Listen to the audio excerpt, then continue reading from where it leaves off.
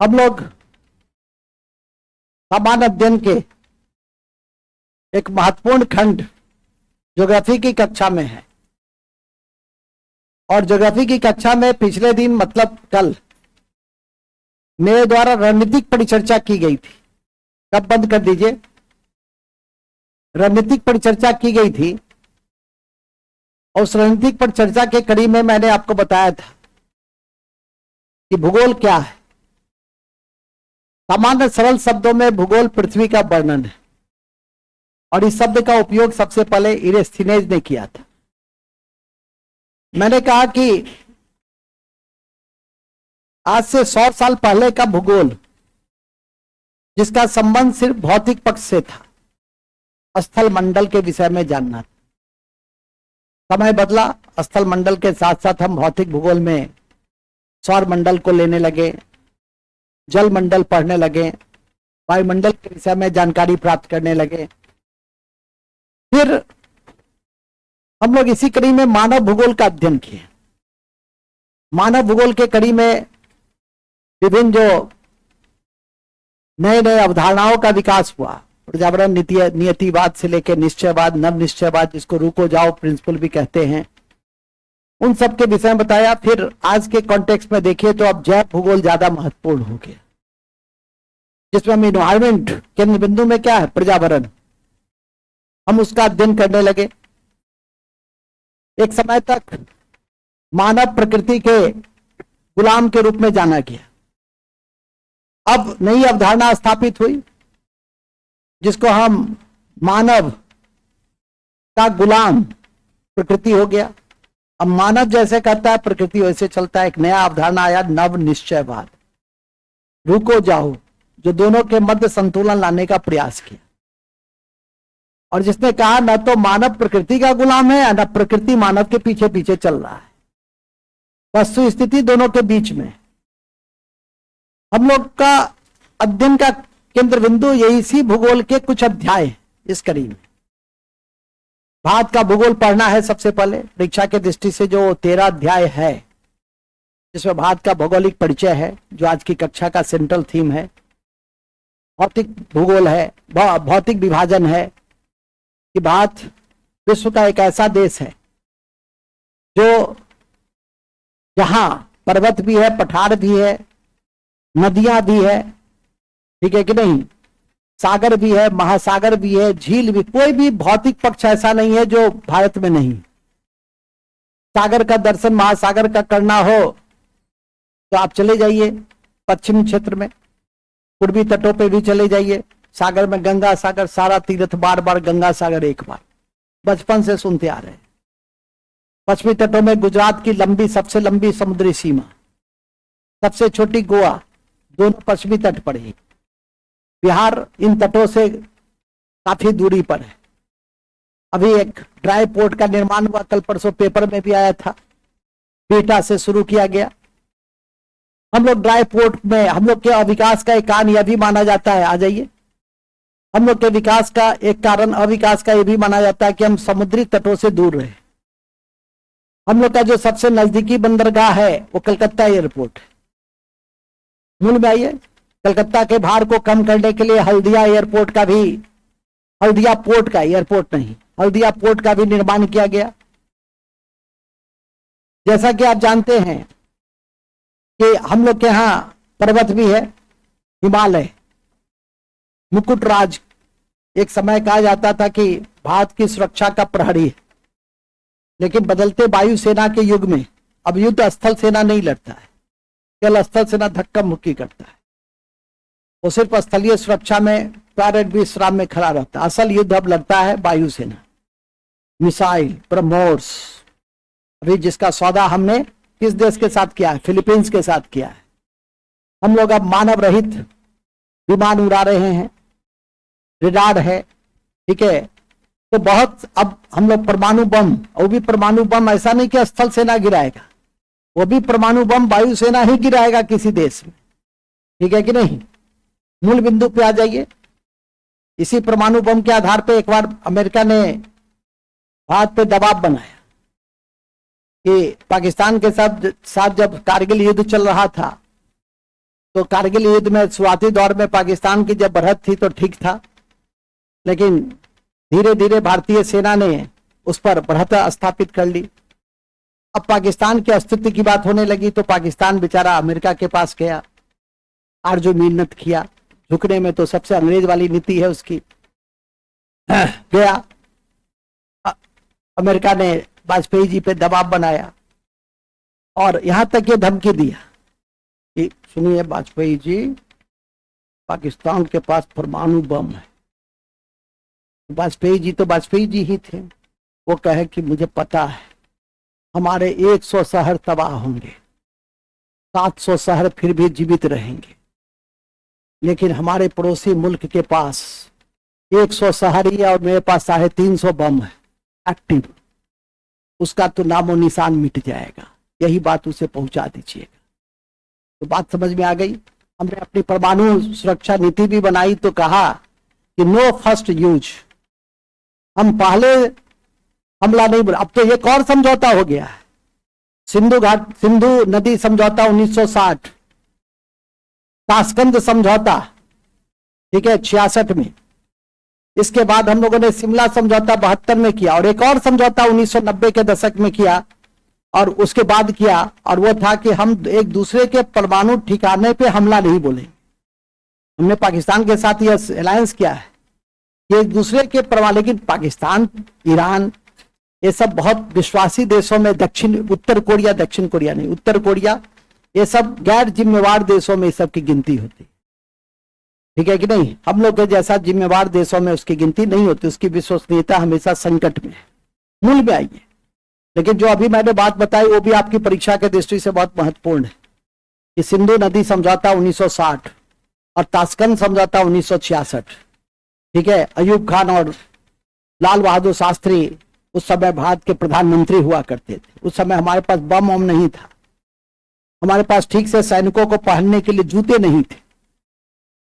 Siachen glacier में 62 के युद्ध के करीब में कहा जाता है कि सामान्य जूता जो आप लोग, अब तो खैर कहाँ गया हुआ, आशुतोष जी का जूता जितना बढ़िया उतना तो भारतीय सेना का जूता भी नहीं 1962 में था। अब तो हम सियाचिन ग्लेशियर में अपने सेना को भेजते हैं तो उस पूरे पोशाक जो पहनता है नीचे से लेकर ऊपर तक वो 12 लाख का है, ठीक है कि नहीं। जहां वो 3 महीने तक वहां ज्यादा ड्यूटी नहीं दी जाती है, 3-4 महीने के बाद फिर वहां से दूसरे को भेज दिया जाता है, क्योंकि कई तरह की जो सांस संबंधी तकलीफ है उसका विकास हो जाता है, तो ज्यादा उसको वहां पर टेंशन नहीं दिए जाते हैं, 3-4 महीने ड्यूटी तो करने ही पड़ते हैं। मूल बिंदु पे आइए, ऑपरेशन मेघदूत याद होगा। इसी ऑपरेशन मेघदूत के द्वारा हमने सियाचिन ग्लेशियर पर कब्जा किया, ठीक है कि नहीं। सर ये सब परिचर्चा होगी। हम लोग इस कक्षा में, भौगोलिक परिचय की कक्षा में कल मैंने बताया था कि हम लोग क्या क्या पढ़ेंगे, तो पढ़ेंगे भारत की भौगोलिक अवस्थिति को पढ़ेंगे कि भारत विश्व में कहाँ है, ठीक है। साउदर्न हेमिस्फीयर में है कि नॉर्दर्न हेमिस्फीयर में है कि ईस्टर्न में है कि वेस्टर्न में है, पूरे विश्व में। सुन लीजिए, बीच में मत बोलिए, जब हम कहें तब बोलिए। पूरे विश्व में एकमात्र महाद्वीप है जो चारों हेमिस्फीयर में है, ठीक है कि नहीं। चारों हेमिस्फीयर का क्या मतलब है? चारों हेमिस्फीयर का मतलब है कि नॉर्थ से लेकर साउथ तक और नॉर्थ से लेकर साउथ तक, ईस्ट से लेकर वेस्ट तक, ठीक है।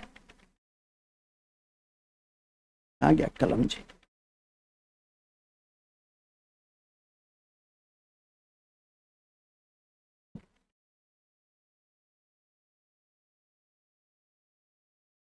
कलम क्या हो गया? लगता है हम अपने साथ ले गए क्या? देखो तो टेबल पे है क्या? ठीक है, चलिए ठीक है। तो कौन बताएगा?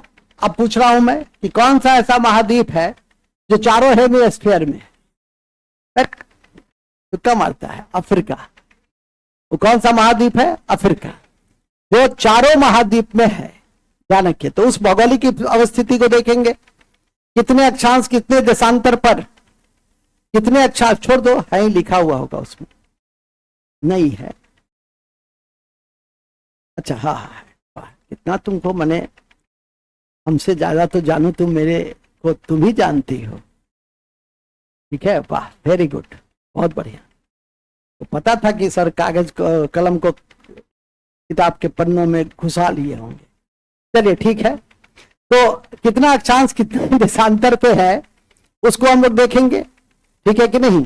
यहां तक कि आपकी जानकारी में मैं दे दूं कि हमारा अंडमान निकोबार का दक्षिणतम बिंदु, जो भारत का दक्षिणतम बिंदु है ओवरऑल, इंदिरा पॉइंट कितना अक्षांश देशांतर पे उसको भी याद करके रखना चाहिए। वो भी आपकी परीक्षा में पूछा जा सकता है। सिर्फ भारत का ही नहीं, भारत के अंदर का कोई अक्षांश देशांतर है वो भी याद रखिए। पूरब से पश्चिम तक कितना देशांतर का अंतर है, कितने घंटे का अंतर है। इसलिए आज भारत 2 टाइम जोन की बात कर रहा है, क्योंकि दोनों के बीच 30 डिग्री देशांतर का अंतर है, और 30 डिग्री देशांतर का मतलब होता है 2 घंटे। 1 डिग्री देशांतर 4 मिनट के अंतर को पैदा करता है। तो 2 घंटे का मतलब 30 डिग्री का मतलब 2 घंटे। मतलब हम लोग के यहाँ 7 बजे सूर्योदय होती है, तब तक उत्तर पूर्वी के लोग 5 बजे ही जग जाते हैं। 5 बजे उनकी प्रक्रिया शुरू हो जाती है। तो 2 घंटा उनका एनर्जी क्या होता है, तुम जगे भी रहोगे तो तुम्हारा एनर्जी हरास होता रहेगा। तो 2 टाइम जो रहेगा, तो यहाँ यदि ऑफिस 10:30 बजे से चलता है तो वहां ऑफिस 8:30 बजे से चलने लगेगा, ठीक है कि नहीं, क्योंकि वहां सूर्यास्त पहले होती है, हम लोग के यहाँ सूर्यास्त बाद में होती है। तो खैर मूल बिंदु पे आइए, तो इन्हीं सब चीजों को सबसे पहले हम लोग देखना चाहेंगे, ठीक है कि नहीं। तो लिखिए, पहला चैप्टर है भारत का भौगोलिक परिचय। भारत की भौगोलिक परिचय, भारत की भौगोलिक परिचय, ठीक है। भारत की भौगोलिक परिचय, भौगोलिक परिचय।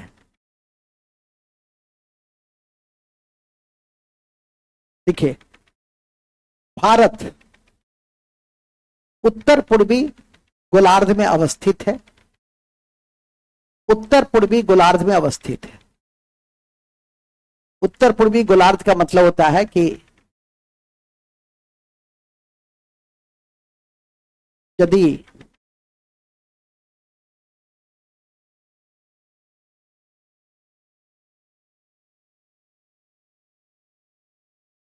यदि ये पृथ्वी समझो, ये इक्वेटर हुआ, ये क्या हुआ, इक्वेटर हुआ, और इसको 4 भागों में बांट दो, ठीक है कि नहीं।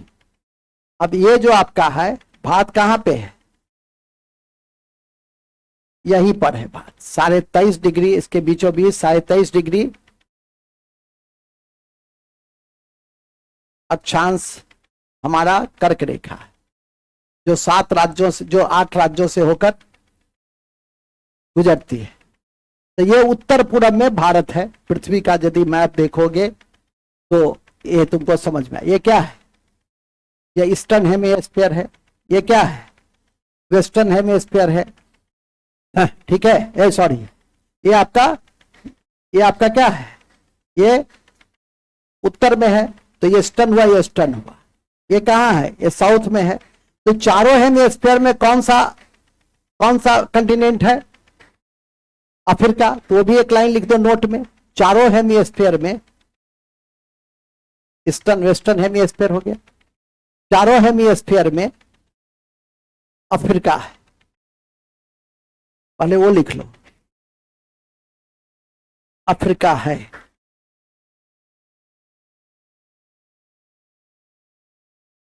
अफ्रीका है। अब लिखिए, तो भारत इस ग्लोब में कहां पर है, उत्तर पूर्वी हेमिस्फीयर में है। चारों में कौन सा है, एकमात्र कॉन्टिनेंट कौन सा है, अफ्रीका है। यह भी ध्यान रखिएगा। नेक्स्ट, अति महत्वपूर्ण है कि अति महत्वपूर्ण है कि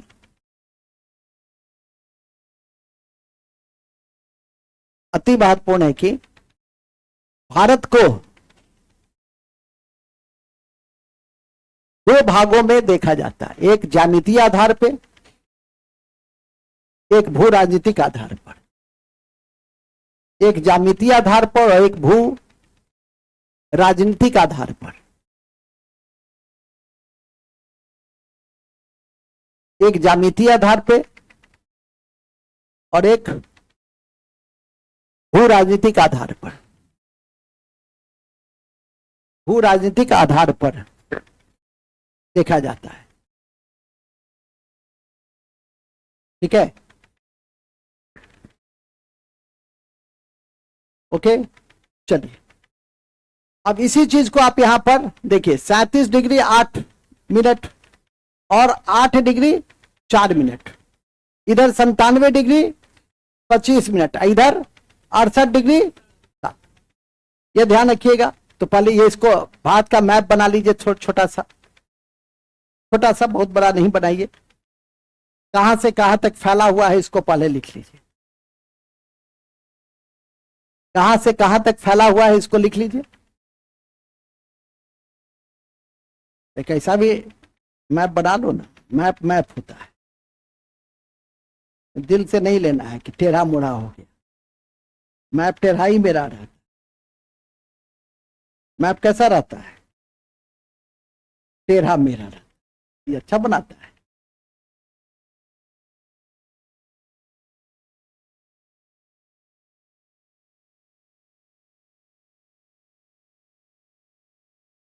बना लिए?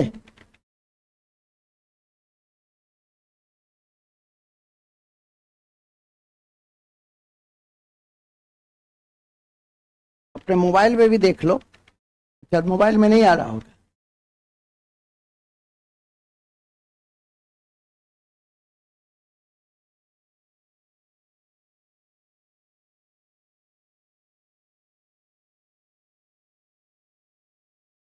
ठीक है,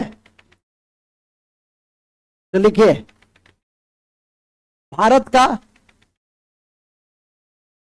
का अक्षांशीय विस्तार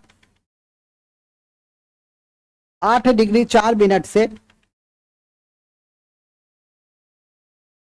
8 डिग्री 4 मिनट से 37 डिग्री 6 मिनट उत्तरी अक्षांश, 37 डिग्री 6 मिनट उत्तरी अक्षांश और 68 डिग्री और 68 डिग्री 7 मिनट से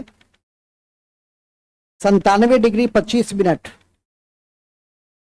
और 68 डिग्री 7 मिनट से 97 डिग्री 25 मिनट पूर्वी देशांतर पर स्थित, पूर्वी देशांतर पर स्थित, पूर्वी देशांतर पर स्थित।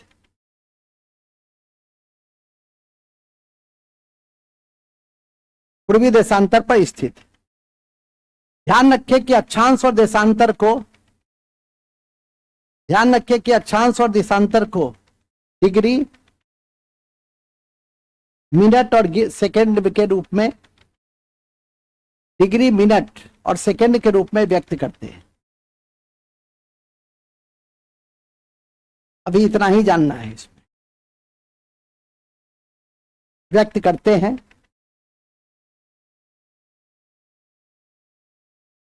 भूलेंगे नहीं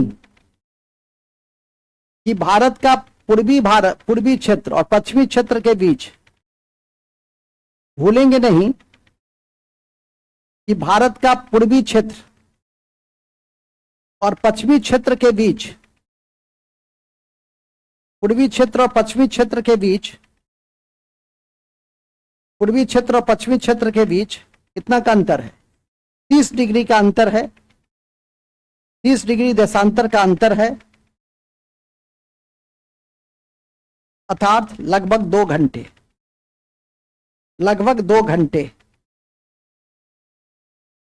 लगभग 2 घंटे। इसीलिए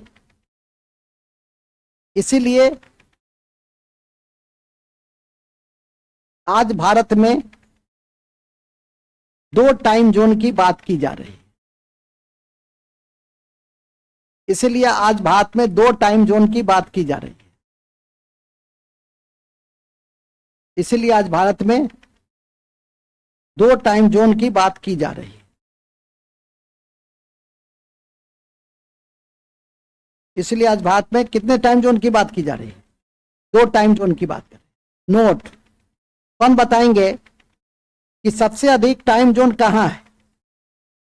तो लिखिएगा, सबसे सबसे अधिक टाइम जोन वाले देश,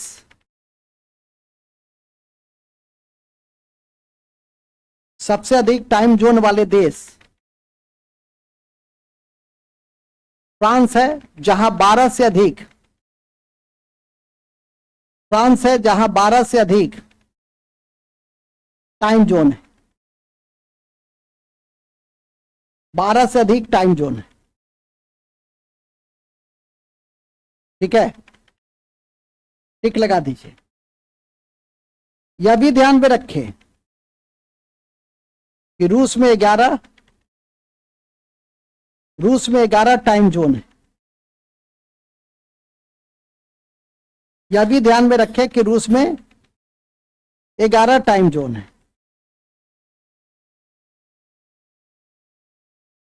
ठीक है, ये बहुत बड़ा हम लोग के यहाँ आजकल एक संगठन है जिसका नाम है राष्ट्रीय भौतिक प्रयोगशाला, नेशनल फिजिकल लैबोरेटरी। और अभी मैं एक रिपोर्ट भी देख रहा हूं जिसमें यह लिखा है, इसने यह प्रस्ताव भी दिया है कि भारत में 2 टाइम जोन के आवश्यकता है, मतलब 1 से अधिक टाइम जोन की आवश्यकता है। ये जो नेशनल फिजिकल लैबोरेटरी है, इसको भी ध्यान रखें। कभी कभी होता है कि पूछ देता है कि निम्नलिखित में से किस संस्था ने 2 टाइम जोन का प्रस्ताव पारित किया, तो किसने किया? नेशनल फिजिकल लैबोरेटरी ने किया। तो यह भी ध्यान रखिएगा, करेंट भी है, ठीक है कि नहीं। कोई कमेटी यदि बैठती है टाइम जोन से जुड़ा हुआ, आपको पहला दिन ही मैंने बताया कि ज्योग्राफी में कंटेम्प्रोरी ज्योग्राफी को भी ध्यान में रखना है। मतलब कंटेम्प्रोरी ज्योग्राफी का मतलब कि कुछ करेंट में यदि कोई ज्योग्राफी उत्पन्न हो रहा है, जब दाना, चक्रवाती तूफान पूर्वी तट पर, सबसे अधिक प्राकृतिक आपदा पूर्वी तट पे ही आती है, ठीक है कि नहीं। तो ये क्या है? करंट, ये आपका क्या हो जाएगा? करंट हो जाएगा, स्वाभाविक तौर पे मूल बिंदु पे आ जाएगी। हम लोग कंटेम्प्रोरी में करंट में क्या देखते हैं? यदि इजराइल और ईरान में युद्ध हो रहा है तो उसके आसपास का पूरा ज्योग्राफिकल लोकेशन देखेंगे, पठार को देखेंगे, सागर को देखेंगे, पर्वत को देखेंगे, और तब जाके आप कोई क्षेत्र यदि बहुत ज्यादा डिस्टर्ब है अपने सिविल वार के कारण या अपने अन्य कारणों से, ठीक है कि नहीं, तो वो आपके लिए बहुत इंपॉर्टेंट है। कोई क्षेत्र यदि उत्खनन के दृष्टि और पर्यावरण से जुड़ गया है तो वो जितनी ऊंची परीक्षा, जितनी बड़ी परीक्षा दीजिएगा उतना वो महत्वपूर्ण हो जाता है, ठीक है कि नहीं। तो थोड़ा सा हर चीजों पे नजर रहिएगा। ऐसा थोड़ी है, यदि आईएएस जैसी परीक्षा में भी 1000 सीट निकलता है तो 1000 पास करने वाले लोग रहते हैं कि नहीं रहते? ऐसा तो नहीं है कि 400 ही पास किया, 600 फेल कर गया, रिक्त रह गया, नहीं पाएगा, ऐसा नहीं होता है, ठीक है। उससे 3 गुना अधिक तो इंटरव्यू देने के लिए तैयार बैठे होते हैं। तो ऑलरेडी चाहे यूपीएससी कितना भी स्तर ऊंचा क्यों ले कर ले, लेकिन उससे अधिक छात्र तैयार होते हैं। मतलब साफ है कि 4-5 हजार 10 हजार छात्रों ने अपने मस्तिष्क का उपयोग किया है, एक्सटेम्पोर अप्रोच का निर्माण किया है, लेखनी को बेहतर किया है, चिंतन शैली को बिल्कुल स्पष्ट किया है और डेडिकेशन दिखाया है। डेडिकेशन मतलब प्रतिबद्धता दिखाया, पढ़ने के प्रति जो हो रहे हो तो मान लो एक नींद मार लो, हम समझ रहे हैं, इसका बात तुमको अच्छा नहीं लगेगा। अच्छा आइए इसका बाद, अच्छा टारगेट है तो पहले तुम पढ़ोगे, पहले तो ये कंट्रोल करोगे तब ना। टारगेट से क्या होता है, ठीक है। टारगेट तो तुम्हारा बहुत सारा चीज है कि बॉलीवुड में हीरो के रूप में काम करना, वो भी टारगेट है। उससे क्या होगा? एक्टिंग जानोगे तब ना। चेहरा नहीं भी रहता, देखते हो नाना पाटेकर को, पूरा देश जानता है, बात समझा? हाँ हाँ, ठीक है। मेहनत करोगे तब कोई भी काम बहुत बड़ा नहीं है, ठीक है। पहले लोग ऑक्सीजन लेकर भी एवरेस्ट पे नहीं चढ़ते थे, अब बिना ऑक्सीजन का भी चढ़ जाता है। पहले भला चंगा भी एवरेस्ट पे नहीं चढ़ पाता था, अब विकलांग भी चढ़ जाता। अरुणिमा सिन्हा, इच्छा शक्ति, मन में इच्छा शक्ति होनी चाहिए कि हमको फतह कर लेना है, इंशाअल्लाह फतह करना है, ठीक है कि नहीं। जब ये हो जाएगी ना, या खुदा या भगवान, तो सोच लोगे कि हमको फतह करना है तो फतह हो ही जाएगा। लेकिन तुम्हारा तो भी इरादा ही कुछ और है, तो जिस क्षेत्र में रहोगे फतह हो ही जाएगा, तो सीधी सी बात है, ठीक है कि नहीं। मूल में आ जाइए। कहां पे थे हम लोग? बड़े अच्छे जगह पे थे हम लोग, थे हाँ, अभी एक दिन आप लोग के ग्रुप पे नहीं भेजे थे ना, एक उड़ीसा के तट पे गांव में रहने वाली लड़की, ठीक है कि नहीं, जो जहां कोई नेट भी नहीं था, बड़ी कठिन परिस्थिति में पढ़ी लिखी आईएएस बनी। फादर भी मजदूरी करते थे, वो भी मजदूरी की इसकी तरह नहीं कि 500 रुपया रोज मिल रहा है, कभी मिला कभी नहीं मिला। मैदानी क्षेत्र में क्या है, मजदूरी मिल ही जाती है, ठीक है कि नहीं। वो मजदूरी अपने शर्त पे ही काम करता है, उसको ज्यादा टोंगा टोंगी करोगे कल आना छोड़ देगा।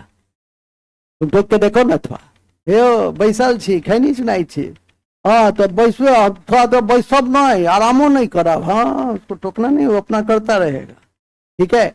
इसलिए हमने कल इसके जो हेड मिस्त्री है पूछा की ललित जी, मकान ही पूरा बनाए हुए थे, की ललित जी अगला साल तक दिवाली में ही पूरा भेज देते।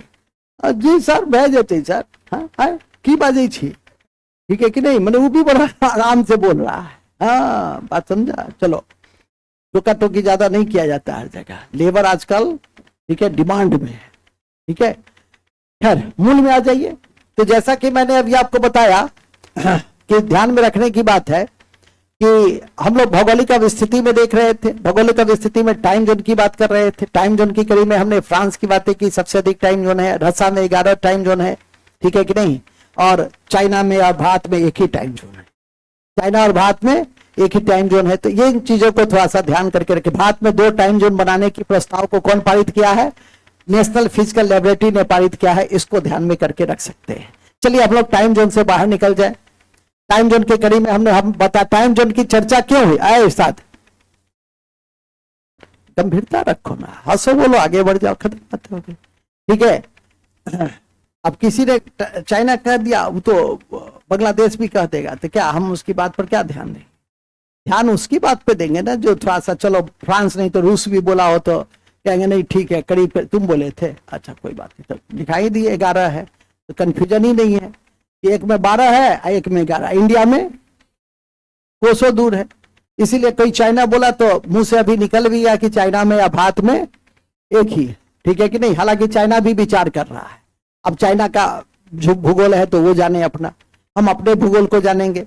और मैंने बराबर कहा है आपको कि भारत के विषय में जितना जानोगे, भारत का संविधान, भारत की अर्थव्यवस्था, भारत की ज्योग्राफी, भारत का इतिहास, जितने गहरे स्तर पे जानोगे, समझोगे और लिखने का अभ्यास रखोगे, उतना बड़ा पद पे जाओगे। भारत का फिजिक्स केमिस्ट्री बायोलॉजी नहीं होता है, और भारत का करंट होता है, ठीक है नहीं। जितना तुम करंट नेशनल इंटरनेशनल जो पॉइंट्स हैं उसको गहन चिंतन मनन विश्लेषण कीजिएगा, उतने ऊंचे ओहदे पे आ जाइएगा। मूल बिंदु, कलम में बड़ा ताकत है, ठीक है कि नहीं। बंदूक खरीदने में क्या आवश्यकता नहीं है, ये 1 रुपया का कलम जो है ना, यही तुमको तुम्हारे सिक्योरिटी में 10 आदमी लगा रहेगा। आज समझा कि नहीं समझा, इसलिए कलम को मजबूत करो, मूल बिंदु पे आ जाइए। अब अच्छा ताली मार दो, उसकी इच्छा है ताली मारने की, जो हम जो अभी डायलॉग दिए है ना कि कलम तेज या तलवार, ठीक है। आजकल देखते हो समाज का माहौल कैसा हो गया कि लोग तलवार खरीदते हैं। तो तलवार क्यों खरीदते हैं, एक व्यक्ति से मैंने पूछा कि फलना जगह गए तो तलवार क्यों खरीदे, सुरक्षा में, ठीक है कि नहीं। मूल बिंदु पे आ जाइए, इन सबसे ऊपर उठिए, आगे लिखिए। कहां थे हम लोग, रूस में 11 है, फ्रांस में 12 है, रूस में 11 है, फ्रांस में 12 है, याद रखिएगा। भारत में 1 है। आगे बढ़िए, ध्यान रखें कि उत्तर से दक्षिण, भारत में उत्तर से दक्षिण 3214 किलोमीटर है, 3214 किलोमीटर है। कहां से कहां, कितना बड़ा है सो समझ जाओ, ठीक है। आप इंडिया जितना घूमने में लगेगा, पूरा यूरोप घूम के आ जाइएगा। नाश्ता कीजिए जर्मनी में, खाना खाइए फ्रांस में, ठीक है कि नहीं। मैंने सबकी सीमा, इटली, जर्मनी, फ्रांस, सबकी सीमा क्या है, सब सटी हुई है। एक दिन में तुम 4-5 देश घूम के आ जाओगे। और सबकी कनेक्टिविटी भी बहुत अच्छी है, रेल से लेकर वायुयान तक, सड़क से लेकर जो भी जल तक, सबकी कनेक्टिविटी भी इतनी सुंदर, इतनी अच्छी है कि यूरोप में तुम आराम से एक दिन में 3-4 देश घूम करके नाश्ता, खाना पीना, चाय, कॉफी सब पी के आ सकते हो। लेकिन हमारे देश में इतना बड़ा देश है, ठीक है कि नहीं, 32,003,214, पूरब से पश्चिम 2933, पूरब से पश्चिम 2933 किलोमीटर है।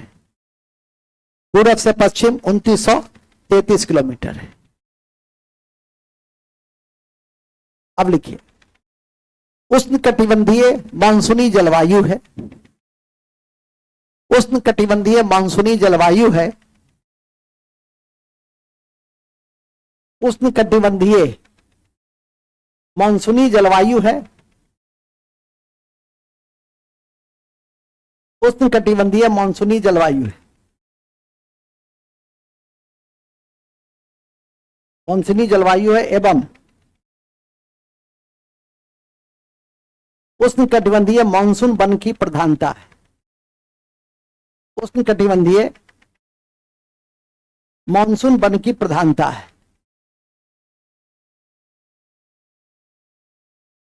प्रधानता है, ठीक है। यह है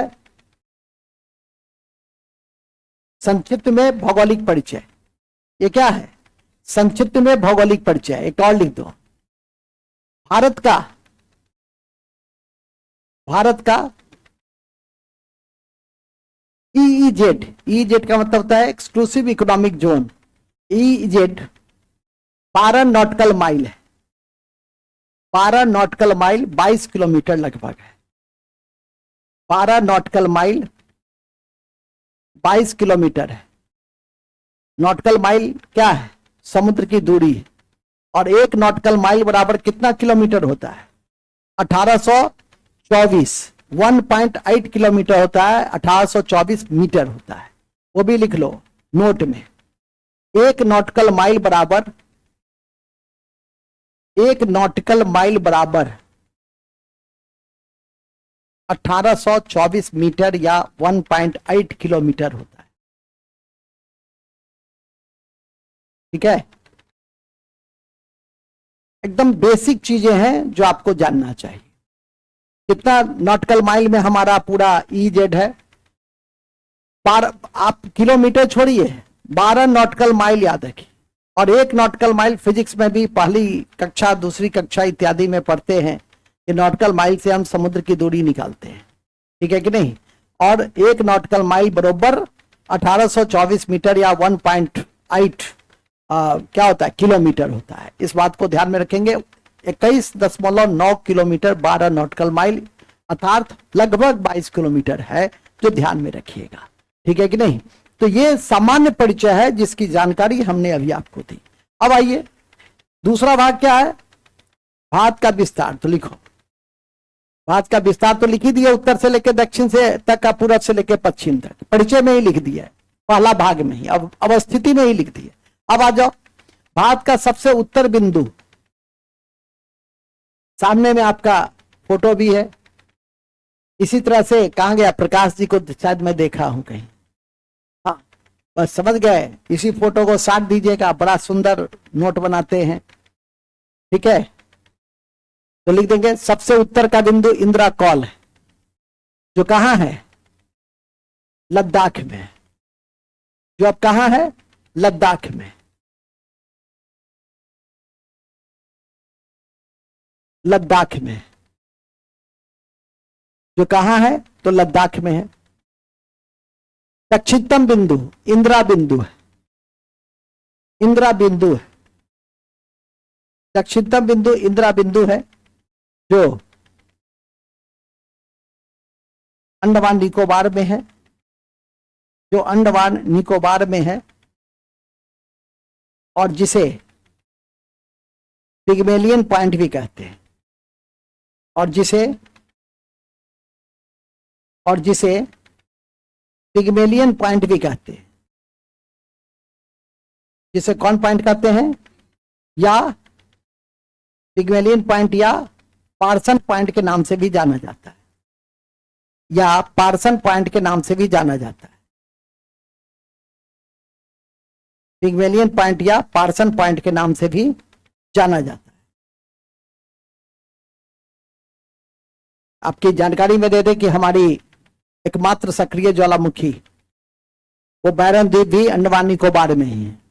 एक और द्वीप है उसका नाम है नारकोंडम द्वीप, लेकिन वह मृत ज्वालामुखी का उदाहरण है, जबकि सक्रिय ज्वालामुखी का उदाहरण कौन है? बैरन द्वीप। नोट में लिख दो, भारत की एकमात्र सक्रिय ज्वालामुखी बैरन द्वीप, एकमात्र सक्रिय ज्वालामुखी बैरन द्वीप,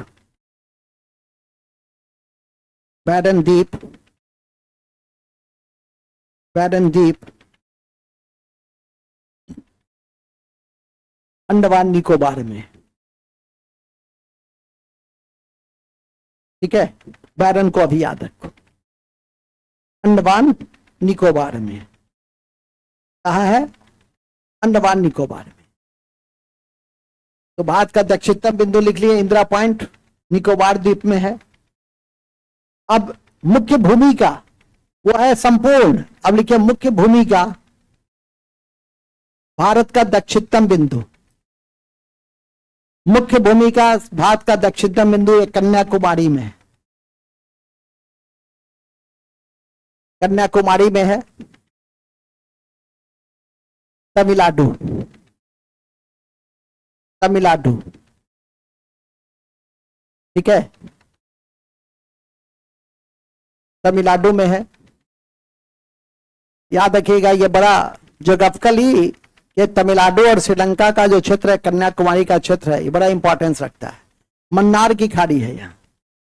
ठीक है, भारत का पहला डिगोंग पार्क जो है सो इसी में मन्नार की खाड़ी में एस्टेब्लिश किए गए हैं, जो समुद्री गाय कहलाता है, मेमेल है। इसके अलावा पंबन सेतु है, पाक जल संधि है तमिलनाडु और श्रीलंका के बीच, पाक जल संधि। ऐसा नहीं कि पाक जल संधि भारत और पाकिस्तान के बीच है, आगे जब भारत के अड़ोसी पड़ोसी देशों को देखेंगे तब वहां लिखाएंगे, अभी हम चर्चा कर दे रहे हैं। रोज देखिए बैठ करके तमिलनाडु किधर है, श्रीलंका क्या है, दोनों के बीच में क्या क्या डिफरेंसेज है, कौन अलग करता है, कौन साथ है, वगैरह देखने का कोशिश कीजिए। पूर्वी तट पे तमिलनाडु है, पश्चिमी तट पे केरल है। ऐसा नहीं कि केरल की जगह कर्नाटक याद रह जाए। ठीक है, कभी कभी यह भी होता है कि पश्चिमी तट ऊपर से नीचे, दक्षिण उत्तर से दक्षिण तक पश्चिमी तट को सजा दे। अब आपको पता नहीं है कि केरल सबसे उत्तर में है कि सबसे दक्षिण में है, अब तो गड़बड़ कर दीजिएगा। ठीक है कि नहीं? इसी के लिए कहा जाता है कि मैप देखिए, नहीं तो कहा जा सर इतना चीज पढ़ा है, ये कहाँ बताए थे कि उत्तर से दक्षिण तक। दिमाग कौन देगा? दिमाग तो मास्टर नहीं ना देगा। ठीक है कि नहीं?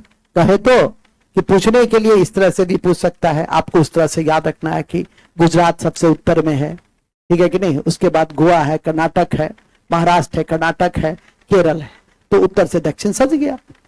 हर चीजें लिखाई नहीं जाती है, इसी के लिए कहा जाता है कि थोड़ा मैप देखिए। ठीक है कि नहीं? आगे चलिए, नेक्स्ट। सबसे पश्चिम बिंदु है गुहार मोटा या गुहार माता, गुजरात, गुजरात। ठीक है, चलिए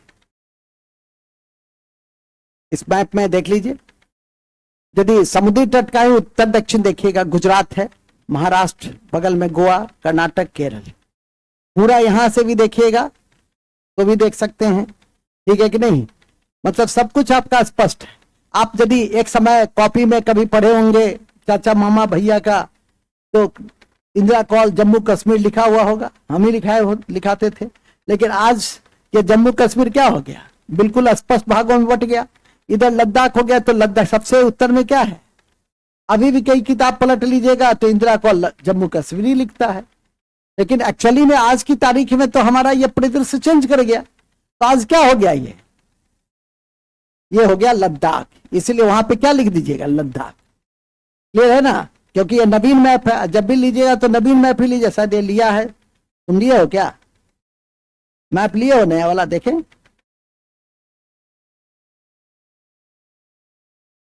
अपडेटेड है ना? ठीक है, चलो ठीक है, हम समझ गए। ठीक है कि नहीं? तो ये इसमें भी आपका सब कुछ लिखा हुआ है। अभी तक जितनी बात मैंने बताई है वो सब इस मैप में वर्णित है। देखो 2933 वर्णित है, 3234 वर्णित है, इंदिरा कॉल वर्णित है, इंदिरा बिंदु वर्णित है, कन्याकुमारी वर्णित है, किबुथु, उधर किबुथु वर्णित है, इधर गुहार माटा वर्णित है, सब वर्णित है इसमें। उन सबको एक जगह आपको इस मैप से ही सारा चीज आपका है। जो भौगोलिक परिचय बता रहा हूं वो तो सब इस मैप में है, ठीक है कि नहीं। फिर लिख दीजिएगा सबसे पूरब की बिंदु की बीथू अरुणाचल प्रदेश, की बीथू अरुणाचल प्रदेश, की बीथू अरुणाचल प्रदेश, ठीक है। कौन प्रदेश, कौन प्रदेश, अरुणाचल प्रदेश। कौन प्रदेश, अरुणाचल प्रदेश। इसको याद करके रखिएगा। नेक्स्ट, नेक्स्ट में आ जाइए, ठीक है। चलिए, विस्तार हो गया। एक बार विस्तार का पुनरावृत्ति कर दें। सबसे उत्तर में कहां है, सबसे दक्षिण में कहां है, सबसे मुख्य भूमि का दक्षिणतम बिंदु, मुख्य भूमि का दक्षिण बिंदु कन्याकुमारी तो तमिलनाडु। भारत की सबसे पश्चिम बिंदु, भारत की सबसे पूर्व बिंदु, ये तो आपकी जानकारी में है ना कि सबसे उत्तर में क्या है। सबसे उत्तर ये हुआ, सबसे दक्षिण ये हुआ, सबसे पूर्व ये हुआ, सबसे पश्चिम ये हुआ, ठीक है कि नहीं। कोई भी कॉपी में भी आप डालिएगा तो ऐसे ही डालिएगा, सबसे उत्तर, दक्षिण, पूर्व, पश्चिम, ठीक है कि नहीं। तो इस तरह से इन चीजों को आप ध्यान में करके रख सकते हैं। तो मुझे लगता है कि आपको प्रारंभिक बातें बहुत आसान, और एक आध क्वेश्चन यहां से छोटे छोटे परीक्षा में तो और भी ज्यादा महत्वपूर्ण है। जितनी बड़ी परीक्षा उतनी इसकी महत्ता इस तथ्यों के दृष्टि से कम हो जाती है, कॉन्सेप्ट के दृष्टि से रहता है। कॉन्सेप्ट क्या था जो अभी मैंने बताया। जब आपसे पूछेगा उत्तर से दक्षिण, पूरब से पश्चिम, मतलब जान रहे हैं लेकिन गड़बड़ हो गया, मैप ठीक से देखे नहीं तो उल्टा पुल्टा हो गया।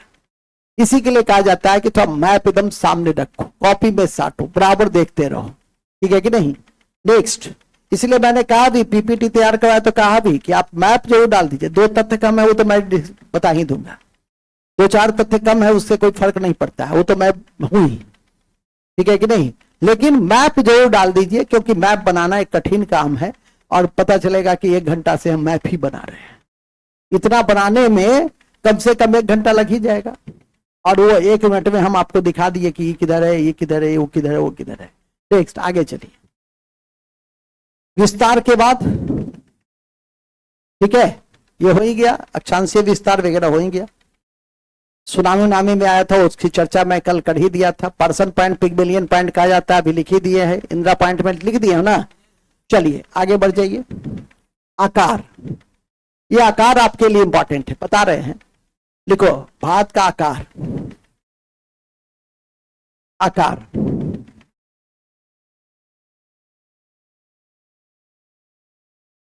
एनसीईआरटी पढ़े होंगे, एनसीईआरटी पढ़े होंगे तो आकार में पहला लाइन क्या दिया था कि भारत के आकार ने ही भारत को विशिष्ट स्थिति प्रदान की है। ऊंचे ऊंचे पर्वत, कल कल करती हुई नदियां हैं, कृष्णा है, गोदावरी है, गंगा है, महानदी है, ये सब आपकी दक्षिण की गंगा गोदावरी को कहा जाता है, कावेरी है, ठीक है। ये सब बड़ी बड़ी नदियां हैं जो इसको विशिष्टता प्रदान करती है। मरुस्थली का एक पूरा क्षेत्र है, थार, ठीक है, वो भी काफी विस्तृत भागों में फैला हुआ है। उत्तर में जहां हिमालय पर्वत है तो उत्तर पश्चिम में हिंदू कुश है। उत्तर में जहां हिमालय पर्वत है वहीं उत्तर पश्चिम में क्या है, हिंदू कुश और सुलेमान की श्रेणियां हैं। एवं उत्तर पूर्व में, यदि उत्तर पूर्व में आइएगा तो पूर्वांचल की पहाड़ी है, तो दक्षिण में आपका विशाल हिंद महासागर है जो तुमको अपने आगोश में, अपने में समाने के लिए आतुर बैठा हुआ है। आ जाओ आ जाओ आ जाओ।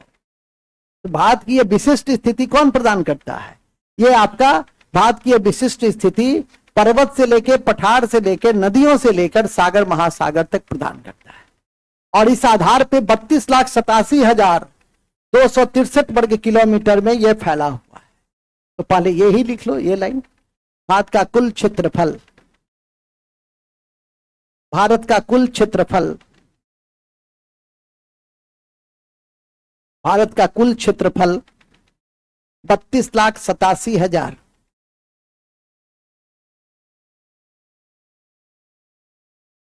32,87,263 वर्ग किलोमीटर में फैला है, फैला है। इसके आकार, इस बृहत आकार ने इस बृहत आकार में ने विशिष्ट बृहत आकार ने विशिष्ट भौतिक विविधता प्रदान की है, भौतिक विविधता प्रदान की है।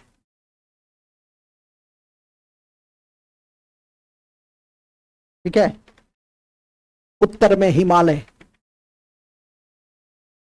उत्तर में हिमालय, उत्तर में हिमालय, उत्तर पश्चिम में हिंदू कुश और सुलेमान की श्रेणियां हैं। उत्तर में हिमालय, उत्तर में हिमालय तो उत्तर पश्चिम में हिंदू कुश और सुलेमान की श्रेणियां हैं। हिंदू कुश और सुलेमान की श्रेणियां हैं। श्रेणियां हैं। उत्तर पूर्व में पूर्वांचल की पहाड़ी है तो उत्तर पूर्व में पूर्वांचल की पहाड़ी है तो दक्षिण में विशाल हिंद महासागर, तो दक्षिण में विशाल, कहा क्या छूट गया? उत्तरे में छूट गया। मां बुढ़वा कबूतर टाइप की है, कबूतर टाइप से मत सोचो। उत्तर में हिमालय, उत्तर पश्चिम में, उत्तर पूर्व में पूर्वांचल, उत्तर पश्चिम में सुलेमान, हिंदू कुश, दक्षिण में हिंद महासागर। इसको रटने की चीज है ये, तो देखो ना मैप में जाके सब लिखा हुआ है। और इसी विशिष्ट आकार के कारण हम भारतीय उपमहाद्वीप कहते हैं। इस विशिष्ट आकार के कारण, तुम्हारा मुंह खुला हुआ है, कुछ कहना चाह रहे हो? नहीं नहीं, बोलो बोलो, कुछ बोल सकते हो, कुछ बोलना चाह रहे हैं? अच्छा अच्छा, तो मुंह बंद कर लो ना। लिखेंगे इसी विशिष्ट आकार के कारण भारत को भारतीय उपमहाद्वीप कहा जाता है। कहा जाता भारतीय उपमहाद्वीप कहा जाता है, जिसके तहत पाकिस्तान, नेपाल, भूटान, जिसके तहत पाकिस्तान, नेपाल, भूटान, बांग्लादेश, बांग्लादेश, बांग्लादेश, बांग्लादेश भारत तो स्वयं है ही, आता है। तो यदि आपको आ गया कि भारतीय उपमहाद्वीप के तहत, सुन लीजिए, भारतीय उपमहाद्वीप के तहत निम्नलिखित में से कौन सा देश नहीं? भूटान, पाकिस्तान, श्रीलंका, बांग्लादेश। इतना आसानी से बना लिए। या भारतीय उपमहाद्वीप के संबंध में सही युग्म को, सही समूह की पहचान करें। ए भारत, पाकिस्तान, बांग्लादेश, भूटान, नेपाल। बी भारत, पाकिस्तान, श्रीलंका, नेपाल, भूटान। सी इसी टाइप से आपको दे देगा। ठीक है, तो आशा है भारत, मालदीव, श्रीलंका, भूटान, नेपाल। डी उल्टा पुल्टा कर दिया तो क्या मारिएगा? तो याद रहेगा, याद भी नहीं। हमने उपमहाद्वीप क्यों कहा? क्योंकि हमारे पड़ोसी देशों में पाकिस्तान है। ठीक है, और पाकिस्तान का जन्म 1947 में हुआ, 14 अगस्त को। तो कल भी मैं बताया था कि पाकिस्तान जी जो कहते हैं कि भाई कश्मीर मेरा है, अरे तुम ही मेरे थे यार। बांग्लादेश कहेगा कि फलना चीज मेरा है। बांग्लादेश 1971 से पहले बांग्लादेश को आजाद कराने में, बांग्लादेश को पैदा करने में मेरा योगदान है। ऐसा नहीं कि जाकर के घर पे कह देना बाबूजी बाबूजी, पापाजी पापाजी, पति जी जानते हैं कहाँ गई पति जी वाली? तो चली गई। अच्छा, दूसरी पति जी वाली आ गई है। ठीक है कि नहीं?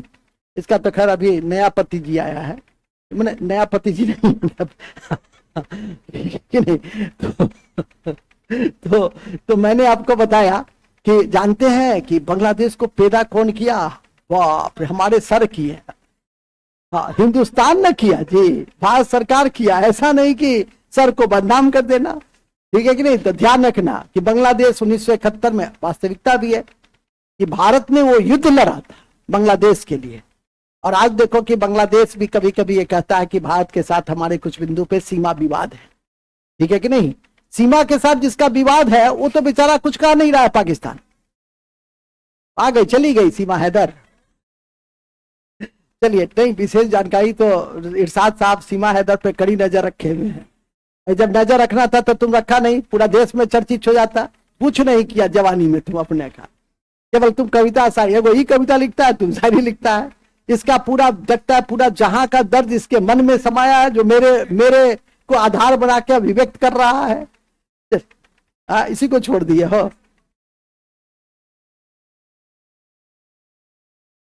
सब काम कीजिए जीवन में, दो काम मत कीजिए। एक, मदिरा मत पीजिएगा, और दूसरा पबजी कभी नहीं खेले, कंप्यूटर गेम कोई नहीं खेले, ये तो बर्बाद हो जाएगा और संभाल नहीं पाएगा। और सब काम कीजिए, हिमालय से कूदना है कूद जाइए, ठीक है कि नहीं। जो करना है कीजिए, लेकिन वो दोनों नहीं कीजिए, मेरी नसीहत मान लीजिए, ठीक है। चलिए आगे चलिए। नहीं खाओगे, खाओ। ऐसे ऐसे कर रहा है, जब हाल है। आज का बच्चा खैनी नहीं खाता है, आज का बच्चा शिखर खाता है, ठीक है। क्या नहीं, एक तो लड़का अब तो प्रतिष्ठित हो गया, सीईओ हो गया है। तो एक दिन देखा हमको, तो हम गाड़ी में थे, तो जैसे लेकिन गाड़ी पहचान लिया, मुबारक जी को, मेरे ड्राइवर को। वो जो ऐसे किया तो ऐसे ही किए हुए रह गया।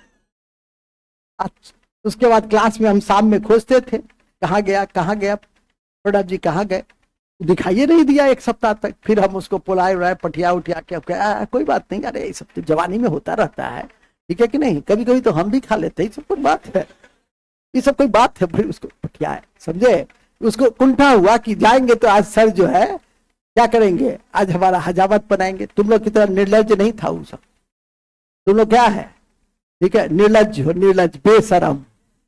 आगे लिखो, कहाँ थे हम लोग, बड़े अच्छे जगह पे थे। हाँ, भारत का आकार विशिष्ट, भारतीय उपमहाद्वीप क्यों, क्योंकि इसका विशिष्ट आकार है, ठीक है कि नहीं। इसी कड़ी में लिखिए, देखो एक समय था कि हिमालय जो था वो भौतिक अवरोधक के रूप में था। हिमालय को पार करना बहुत कठिन था, अनेक दर्रा थी और उसको पार करना अत्यंत कठिन था, ठीक है, क्योंकि हिमालय भौतिक अवरोधक के रूप में माना जाता था, ठीक है। वहां भी लिख लीजिए नोट, हिमालय को भौतिक अवरोधक के रूप में जाना जाता है। हिमालय को भौतिक अवरोधक के रूप में जाना जाता है।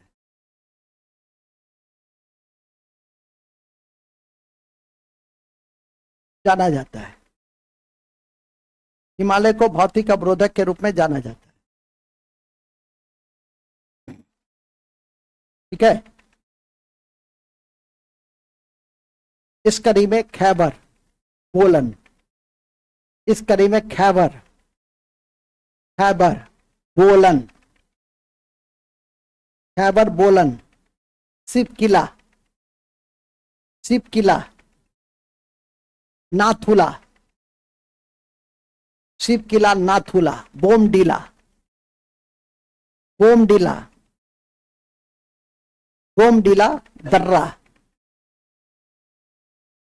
दर्रा भारत के भौगोलिक परिस्थिति को दुर्गम बनाता है, भारत के भौगोलिक परिस्थिति को दुर्गम बनाता है, भारत के भौगोलिक परिस्थिति को दुर्गम बनाता है, ठीक है। ये पिछले बार भी बिहार की परीक्षा में पूछा था कि खैबर बोलन है, पूछा था कि खैबर बोलन है ए सॉफ्टवेयर पर्वत दर्रा, पूछा था ना प्रकाश जी, ठीक है। तो क्या था, दर्रा है।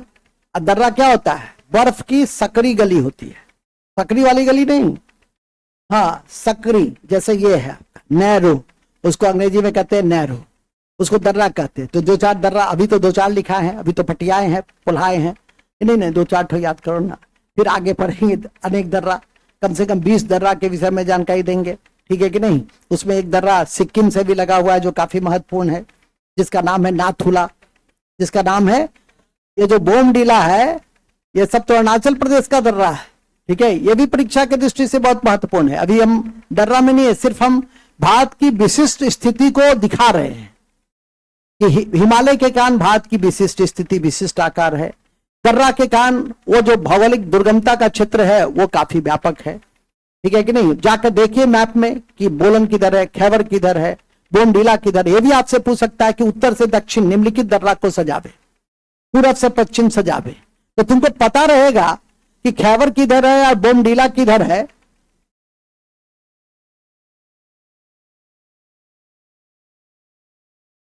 मनी मन मुस्कुराते हो, नहीं मनी मन बात करते हो।